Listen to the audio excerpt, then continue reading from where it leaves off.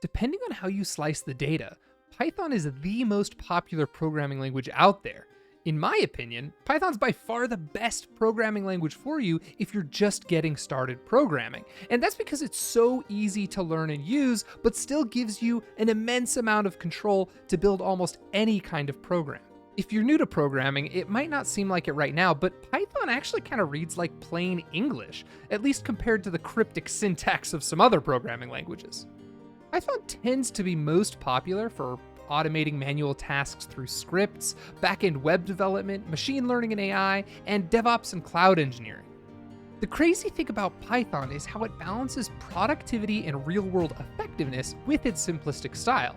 In Python, whitespace is a first-class citizen, which means indentation actually matters. It's a blessing and a curse because it means it's always easy to read, but it also means you might run into bugs if you've got inconsistent spacing habits. Anyways, if you're new to programming, Python is one of the best places to start. But don't worry, once you've learned one programming language, almost all of those concepts still apply to the other programming languages, so you never have to feel stuck in your future career choices. If you enjoyed the video, just hit the subscribe button and I'll see you in the next one.